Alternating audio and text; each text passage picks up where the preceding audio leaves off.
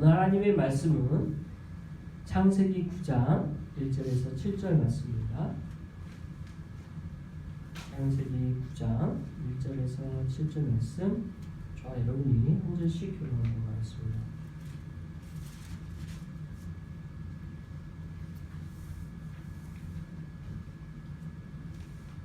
하나님이 노아와 그 아들들에게 복을 주시며 그들에게 이르시되 생육하고 번성하여 땅에 충만하라.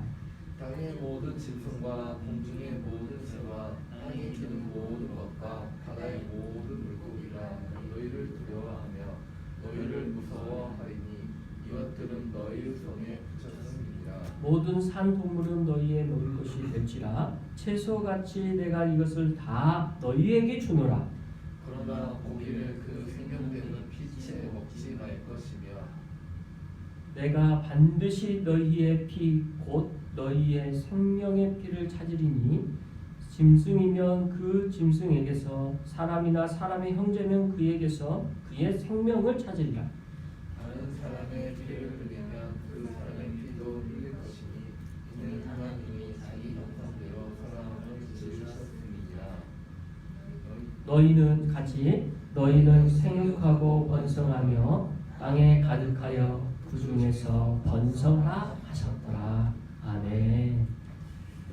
이제 창세기 9장 말씀입니다. 창세기 1장에서부터 8장까지 가장 인류의 시작과 이 천지 창조를 어떻게 하셨는지에 대한 모든 기록과 그리고 인류가 아담과 하와로 비롯되어서 타락의 모든 과정 그리고 하나님으로부터 떠나게 되어지는 모든 과정까지 이 8장에서 나오고 또 특별히 노아가 이제 6장에서부터 나오죠. 그 노아에 대한 기록으로 제일 마지막 이제 해당되어지는 내용이 오늘 이제 9장 부분이죠. 이제 홍수까지 다 이미 8장에서 일어났고요. 하나님께서 큰 심판을 하신 후에 약속하신 대로 노아의 그 방주를 만들게 하시고 노아를 통해서 만들어진 그 방주에 탔던 모든 생물들은 다 그 가족과 함께 살았고 땅의 모든 지면에 살았던 것들은 죽게 되었죠. 그래서 거기에 대한 모든 내용들은 이제 8장까지에서 나왔고 오늘 본문은 9장에서부터 하나님께서 노아에게 약속하신 바에 대한 내용이 나오게 됩니다. 그러면 한 절씩 살펴보도록 하겠습니다. 1절 같이 한번 읽어볼까요? 시작.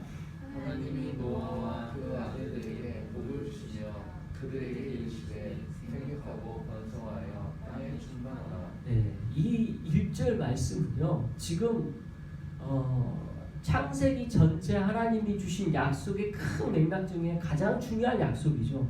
인류에게 주신 근본적인 약속이기도 하고요. 본래 아담에게 주셨던 약속이기도 합니다. 그게 이제 주거 안쪽에도 나오지만 창세기 1장 28절에서 이미 그들에게 말씀하셨다. 여기서 나오죠. 한번 같이 한번 읽어볼까요? 창세기 1장 28절 시작. 하나님이 그들에게 복을 주시며 하나님이 그들에게 이르시되 생육하고 번성하여 땅에 충만하라. 땅을 정복하라. 바다의 물고기와 하늘의 새와 땅에 움직이는 모든 생물을 다스리라 하시니라. 그래서 하나님께서 아담과 하와가 타락하기 이전에 이미 하신 약속에 이 약속이 유효하다는 걸 보여주죠. 우리가 타락으로 말미암아 바뀌게 된 것도 있지만 하나님께서는 여전히 유효하게 지속되고 있는 약속이 있었는데 노아를 통해서 그걸 보여주는 것이 이 창세기 1장 28절 약속과 동일한 약속을 하고 계시는 것을 통해 여전하다. 이 약속은 계속 지속되고 있다라는 것을 보여주죠. 그런데 생육하고 번성하여 땅에 충만하라. 더 오히려 앞에 28절 1장 28절 말씀보다는 조금 추락된데 이제 2절 말씀이 있기 때문에 다 거기에 대한 대부분의 내용을 함축하고 있습니다. 앞에서도 살펴봤지만 창세기 1장 28절의 말씀에 세 가지에 주시는 복, 생육, 번성, 충만이었죠. 여기서 생육하다, 번성하다 이것은 저번에도 말씀드렸지만 열매를 맺다라는 단어가 본래 생육하다라는 말이었거든요. 근데 그 열매를 맺다라는 단어를 유추해서 보니까 제가 오늘 주보 안에서도 넣었지만 아브라함에게도 쓰였고 이사야에게도 쓰였어요. 창세기 17장 6절 말씀에 이렇게 나옵니다. 같이 한번 읽어볼까요? 시작. 내가 너로 심히 번성하게 하리니 내가 내게서 민족들이 나게 하며 왕들이 내게로부터 나오리라. 그래서 이 약속의 말씀이 아브라함에게 하신 약속인데 보세요. 심히 번성하여, 이게 번성하다는 단어가 생육하다는 단어를 그대로 쓰고 있거든요. 그래서 열매를 맺다라는 개념보다 여기서 느껴지는 것은 우리가 가장 쉽게 이해하는 것 중에 우리나라 안에 있는 당군 신화 개념, 당군의 어떤 그 뿌리로 우리 한민족이 생겼다라고 우리는 배우잖아요. 마치 아브라함이라는 이 한 사람을 들어 이스라엘과 그의 후손들이 번성할 것에 대한 약속으로 보여주는 게 17장 6절 말씀이 실은. 그러니까 하나님께서는 모리아를 보게 하시고 하늘의 별을 보면서 너의 후손이 그럴 거야 할 것이다. 이게 이제 번성하다는 의미로 우리에게 1차적으로 이해되는 거죠. 근데 한 걸음 더 들어가서 보면 이게 열매를 맺다라는 뜻이 있기 때문에 이 열매를 맺다라는 뜻으로 볼 때 17장 6절 말씀에 뒤에 무슨 말씀이 나오냐면 내가 내게서 민족들이 나게 하며, 그래서 번성하다라는 의미는 여기인데 왕들이 내게로부터 나오리라. 이게 왕들이 나온다라는 것은 실은 또 다른 차원 내용이잖아요. 번성하다라는 의미가 두 가지가 있는 거예요. 그러니까 별처럼 많다라는 의미도 있지만 그 중에 왕들이 있다라는 것은 세워질 사람들이 있다는 말이에요. 자, 이게 열매를 맺다라는 의미로 또 한 가지 의미 왕들이 있다는 것이 설명되어지고, 그 다음에 이사야서 11장 1절 말씀, 그 밑에 말씀 같이 한번 읽어봅니다. 시작. 이새의 줄기에서 한 싹이 나며 그 뿌리에서 한 가지가 나서 결실할 것이에요. 여기서 쓰여지는 단어의 똑같은 뜻은 결실이라는 단어인데, 이 결실이라는 단어가 열매를 맺다는 뜻이잖아요. 그러니까 원어로 볼 때는 다 같은 단어인데 여기서 같은 단어가 여기서는 열매 맺다라는 의미로 쓰여요. 그러니까 창세기에 처음 쓰여졌을 때는 그 의미가 번성의 의미가 더 가까워 보였으나 실은 두 개가 있었다라는 거죠. 번성하다, 열매 맺다, 이 두 개를 포함하다가 이사야서 가니까 열매 맺다로 초점이 맞춰지고 있어요. 그러니까 이새의 줄기에서 한 싹이 났는데 그 싹에서 그 뿌리에서 가지가 나서 열매를 맺는 것, 이 열매가 바로 예수 그리스도에 대한 약속입니다. 그러니까 예수님은 하나님께서 주시고자 하는 처음부터의 약속이었고요. 그 열매로 표현되어져 있는 거죠. 그 열매로 말미암아 우리가 구원을 얻게 된 거고, 우리가 그 구원의 후손으로서의 약속 가운데 창세기에서부터 약속되어진 것을 보여주고 있다는 거죠. 그러니까 참 단어의 함축성이 참 놀랍죠. 분명히 그걸 의도한 바가 이제 성경에서 이렇게 나타나져 있습니다. 그래서 여기서 노아의 언약이라고 하고 있는 이 1절 말씀, 생육하고 번성하면 땅이 충만하라는 이 말씀의 함축적인 것이 그냥 단지 많은 사람들이 후손으로 있을 거라는 것으로 끝나지 않다라는 거. 그들 가운데 세워질 하나님의 약속의 메시아가 있을 것에 대한 약속도 있고 그 열매가 예수 그리스도라는 것도 포함되어 있다는 것을 자연스럽게 알 수 있는 말씀이라는 거죠. 자, 2절 말씀 같이 이어서 보겠습니다. 시작. 땅의 모든 식물과 공중의 모든 새와 땅에 있는 모든 것과 바다의 모든 물고기가 너희를 두려워하며 너희를 무서워하리니 이것들은 너희 손에 미쳤음이니라. 여기서 2절에서는 본래 28절 창세기 1장 28절에서는 다스리라, 통치하라는 개념으로에 대한 내용이 더 이제 확장되어지고 구체화되어진 말씀으로 2절에 설명되고 있죠. 그죠? 어떻게 표현됩니까? 모든 것들을 다스리라라는 표현 대신에 뭐라고 나오냐면 너희를 두려워하며 너희를 무서워하리니 라고 번역되어져 있죠. 그러니까 여기서 두려워하고 무서워하다 이걸 직역하면 그리고 너희들의 두려움 그리고 너희들의 무서움이 있을 것이다.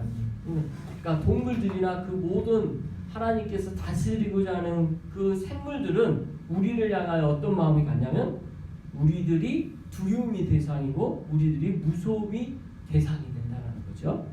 이걸 오늘날 우리도 느끼죠. 모든 피조물도 우리를 무서워하고 두려워합니다.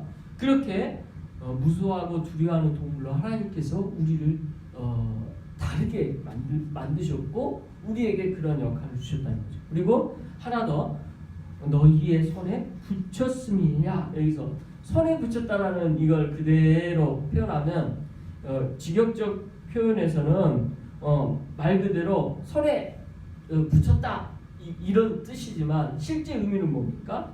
비유적인 의미로는 여기서 손은 하나님께서 손이라는 단어를 쓸 때 비유적으로 능력을, 권세를 표현하는 대부분 뜻이거든요. 그래서 여기서 손은 뭐예요? 우리에게 그런 권능과 능력을 줘서 그런 능력이 우리에게 있다. 그러니까 하나님이 너희에게 다스리라, 너희에게 다스릴 권한을 줬다라는 말씀에 또 다른 표현이 되는 거죠. 그러니까 다스리는 그런 의미로서의 2절이 이렇게 확장해서 오늘 말씀에서 나타나고 있습니다. 이어서 3절 보겠습니다. 시작.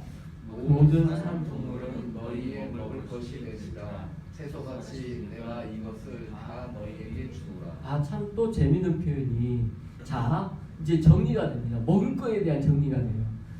본래 창세기 1장에서 하나님께서 먹을 것을 주는 게 6째 날 정해주셨어요. 기억나십니까? 어떻게 정해주셨어요? 모든 우리들에게 먼저 먹을 걸 주셨을 때 약속은 뭐였어요? 우리들에게서는 먹을 수 있는 과일 그리고 채소를 우리에게 먹을 걸로 주셨어요. 그리고 나머지 동물들에게는 풀이라고 설명하면서 모든 사자든 뭐 호랑이든 다 풀 먹고 살았단 말이에요. 그런데 어느 시점에서부터 바뀌었는데 그 바뀐 게 뭐냐? 노아가 지금 이제 약속받은 오늘 이 본문에서부터 바뀐 거예요. 어떻게 바뀌었어요? 우리가 먹는, 우리에게 먼저 먹는 거, 본래 먹는 게 채소와 과일이었는데 이것이 뭘로 바뀌어요? 이제는 먹을 것이 모든 산 동물도 우리가 먹을 수 있게 됐다라고 설명하고 있습니다. 그래서 노아 때부터 이제 우리가 동물들을 먹을 수 있겠구나, 정상적으로 그런 약속으로 나타나죠. 근데 여러분 혹시 노아라는 영화 보셨습니까? 노아라는 영화가 몇 년 전에 나왔는데요. 그 노아라는 영화를 보면 저 아주 재밌게 봤는데 이 영화에서 사람들이 죄를 지으는 장면으로 노아 시대 때도 동물들을 먹는, 육식하는 것들이 나와요. 근데 성경에 보면 아직 그런 모습은 기록하진 않거든요. 그러니까 아마 그 영화를 만든 제작자는 그런 상상을 했던 것 같습니다.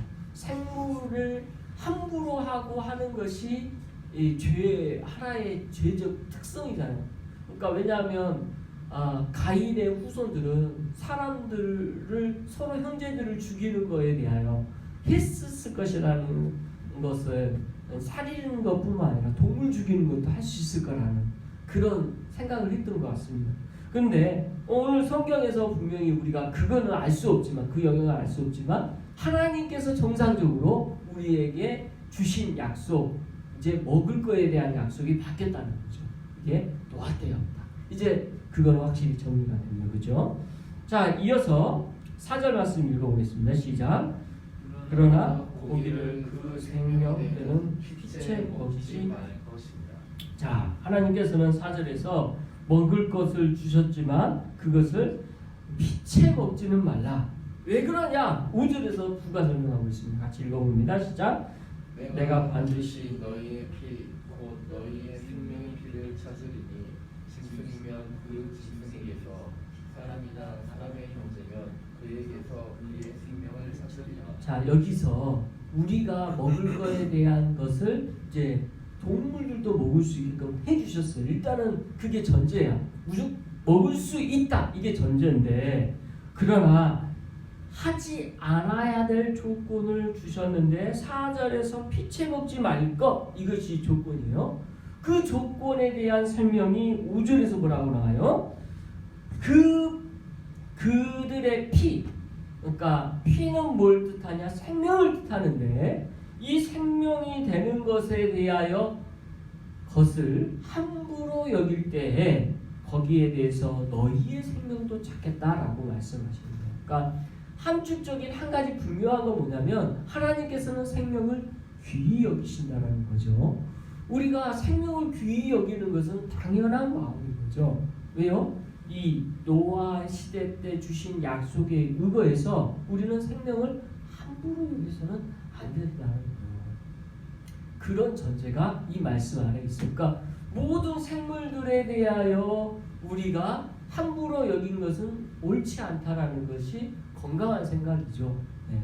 그러나 대전제는 뭐예요? 모든 것을 먹을 걸로 주었다. 네. 그래서 모든 것을 먹을 걸로 준 것은 우리가 마땅히 그리스도인으로서 전제된 성경적 입장이지만 그러나 동물에 대한 생명의 존중함을 갖는 것은 당연하다. 근데 이제 거기에 대해서 더 확장해서 두 가지 영역으로 나눠서 말씀을 하시는데, 자, 생명의 피를 찾으리니 라고 해서 끝나는 게 아니라 짐승이면 그 짐승에게서, 그리고 사람이면 사람의 형제면 그에게서 그의 생명을 찾으리라라고 부가 설명을 하십니다.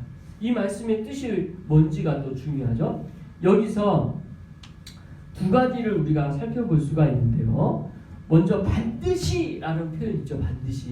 반드시라는 이 아크라는 말은 본래 왜라는 말은 접속사고 그냥 아크가 분명히 확실히 절대 변하지 않을 그 불변의 뜻이거든요. 그래서 하나님께서는 반드시 이렇게 하신다는 의지를 보여주세요. 그죠? 이 약속의 말씀에 대한 확고한 하나님의 요지부동한 뜻을 우리에게 보여주시면서 반드시란 말을 쓰셔요. 근데 뭐에 대한 반드시냐? 우리의 생명을 찾겠다라는 말이죠. 그 생명을 찾을 것은 짐승이면 그 짐승의 사람의 형제면 이렇게 되어집니다. 그러면 짐승이면 그 짐승에게서라는 이 말씀의 원어적 설명의 뜻이 뭐냐면 짐승이 사람을 죽게 되었으면 그 짐승을 반드시 죽게 한다는 뜻이 되는 거죠. 그러니까 짐승이면 그 짐승에게서라고 하는 말의 함축적 의미는 그 짐승이 사람을 만약 죽겠어요. 그러니까 오늘날 사자나 호랑이가 우리를 죽일 수 있잖아요. 그런데 이제 그런 죽일 수 있는 그것이 우리를 무서워서 두려워서 그것이 그렇게 할 수도 있겠지만 아무튼 그렇게 할 수 있는 여지가 있는 그것은 그 짐승을 생명을 죽임으로 하나님께서는 치리하시겠다라고 말씀하시고 그 다음에 또 하나 구별을 해서 사람이나 사람의 형제면 그에게서라고 설명하죠. 여기서 원어 그대로 이걸 풀어서 설명하면 사람에게서, 다시 말하면 그의 형제된 사람에게서라고 번역이 될 수 있는데요. 이 번역대로 하면 하나님께서는 반드시 그 죽임당한 사람의 생명값을 반드시 그 사람을 죽인 사람을 통하여 값을 치르게 하겠다는 뜻이죠. 그러니까 지금 어려운 말이 아니고 예를 들어서 눈에는 눈, 이해는 이해와 같은 개념인 거죠. 그 사람이 죽게 하면 거기에 대한 대가를 그 사람의 생명으로 죽게 하는 거예요. 근데 여기서 마치 형제라고 설명을 해서 그 사람을 죽게 하면 그 사람이 형제와 관련된 것으로 말씀이 마치 보이는데 이 개념은 그런 뜻이 아니고 우리가 본래 인류가 아담으로부터 생각하면 모든 인류가 어때요? 한 혈육에서 나온 거잖아요. 그럼 다 형제인 거죠. 그런 개념인 거죠. 실은 아벨을 죽인 게 누구예요? 그의 형제 가인이잖아요. 그러니까 이 죽임에 대한 이 모든 큰 죄가 멀리 있었던 게 아니에요. 오늘날도 형제들 가운데 다툼으로 인하여 아픔이 얼마나 많습니까? 그렇죠? 오늘날도 그러잖아요. 그래서 이 대가에 대한 것을 형제라는 가까운 뜻으로 쓰여지는 그런 개념이 아니고 여기서는 모든 인류가 누구를 죽였을 때 거기에 대한 그 사람이 치르게 한다는 거죠. 자, 이것을 강조하면서 말씀하신 맥락입니다. 중요한 것은 이것을 하나님께서 말씀하실 때 이것을 얼마나 강력하게 말씀하시냐는 거예요. 반드시라는 말에 굉장히 강력하게 말씀하신 거죠. 실은 그죠? 이 문장 안에서. 근데 하나 더 강조하는 표현이 있어요. 그게 뭐냐면 그의 생명을 찾으리라는 이 동사예요. 동사.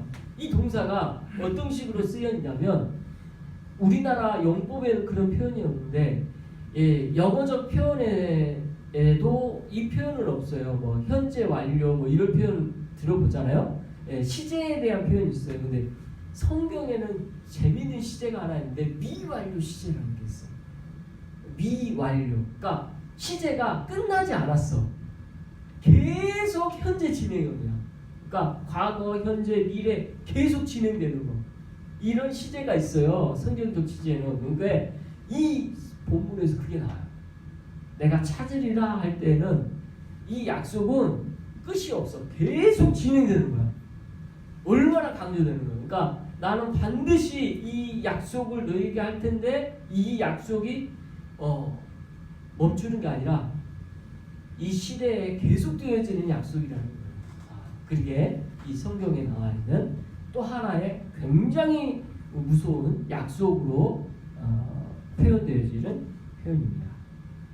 자, 그래서 하나님께서 4절 5절까지 해서 우리가 주시는 교훈하는 바가 먼저 뭘까요? 생명의 존중성에 대해서 아주 강력하게 말씀해 주신 거죠.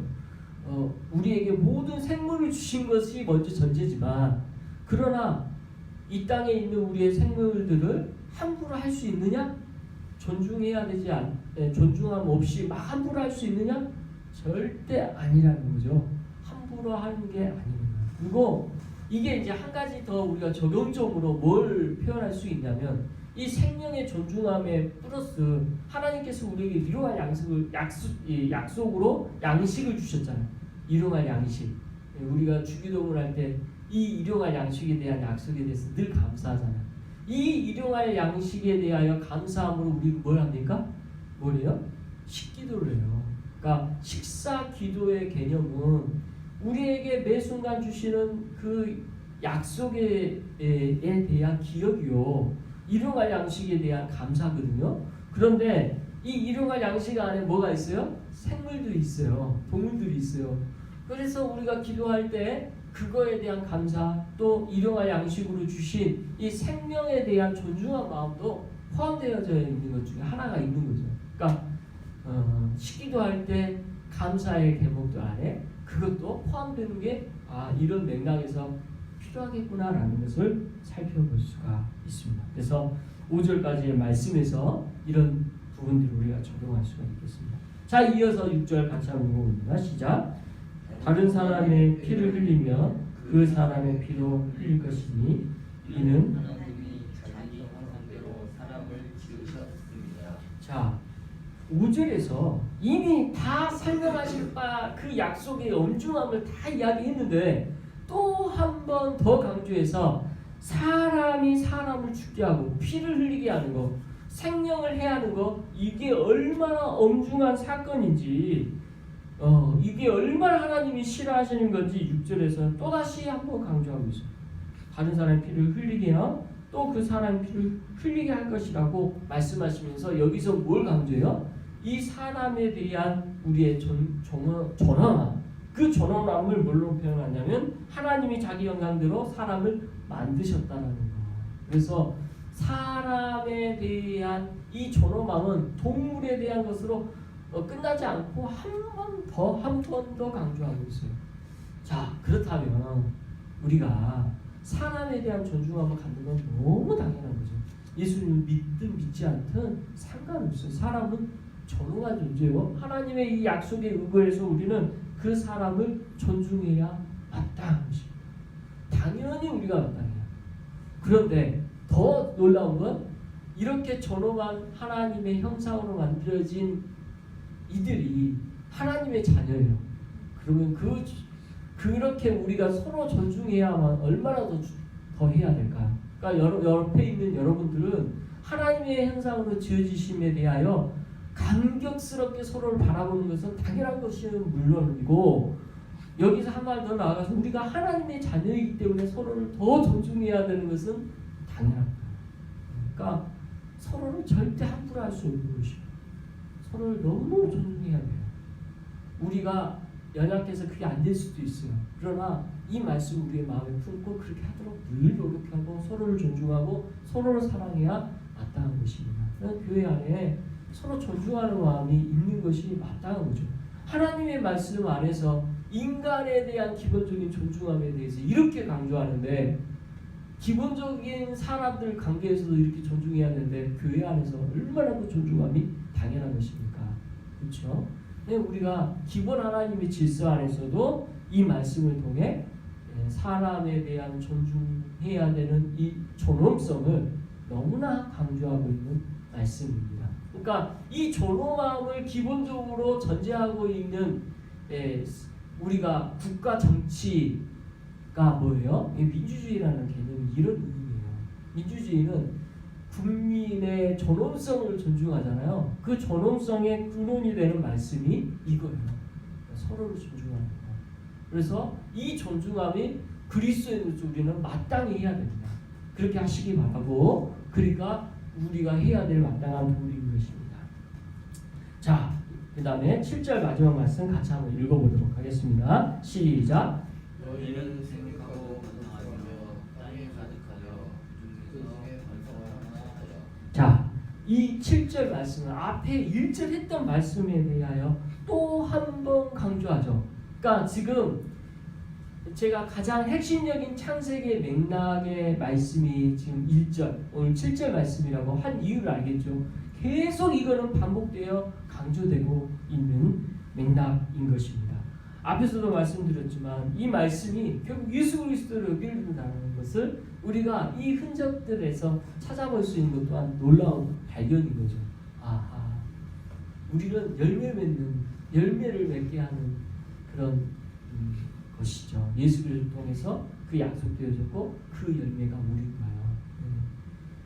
하나님께서 결실 맺게 한 예수 그리스도에 대한 약속으로 우리가 또 그 번성함에 대한 자녀가 된 거죠. 그러니까 아브라함에게 단순히 하신 약속이 아니고 온 인류에게 하신 기본적인 약속인데 그 번성함과 열매를 맺는 것이 오늘날에도 유효하기 때문에 우리가 이 약속대로 계속적으로 열매를 맺어야 하는 것입니다. 이제 말씀 마무리합니다. 그리스도를 통하여 우리에게는 열매 맺게 하시고 열매를 맺도록 인도하시고 열매 가운데 있게 하시고 또 계속 번성하고 생육하고 땅에 충만하도록 하시기를 원하십니다. 이 약속들을 우리가 복음으로 충만케 되어지는 것 또한 이 약속 가운데 있는 거죠. 2020년 그런 은혜가 우리 삶 가운데 있으시길 바랍니다.